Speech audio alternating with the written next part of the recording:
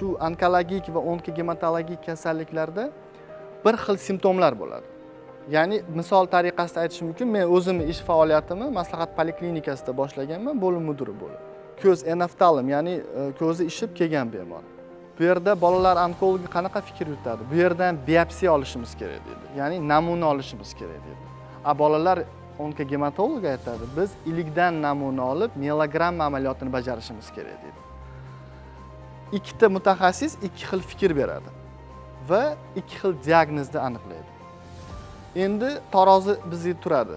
Qaysi biri kasallikni ertaroq aniqlashimiz kerak? Qon kasalliklarinimi yoki onkologik kasalliklarinimi? Vaholanki o'zimni ish faoliyatimda ham shunaqa bo'lgan. Biz biopsiya amaliyotini bajarish kerak deb turibmiz. Yangi ish boshlagan onkogematologlar bo'lsa, bu yerga melogramma amaliyotini bajarish kerak.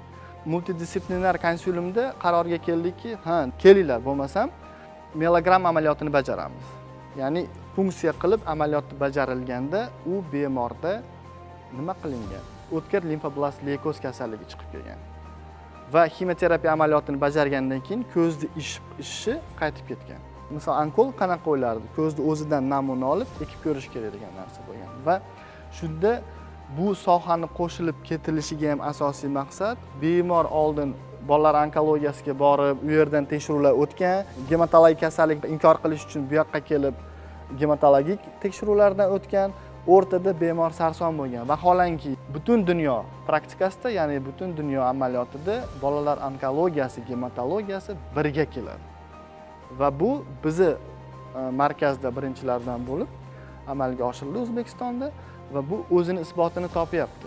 2 yil bo'ldi, xuddi shu soha egalari endi bitta shifrda ketadi. Bolalar onkologi va gematologi. Va ichimizda o'tirgan mana 10 ga yaqin bizi mutaxassislarimiz, ordinatorlarimiz mana bugun qatnashyapti. Bular xuddi shu sohani bitirib, o'zini ish faoliyatini, mehnat faoliyatini amalga oshiradi. Bu bilan biz O'zbekiston 2030 strategiyasining 17-maqsadida qayd etilgan onkologik kasalliklarni erta aniqlash va o'lim ko'rsatkichlarini kamaytirishni vazifasini tezroq amalga oshiramiz.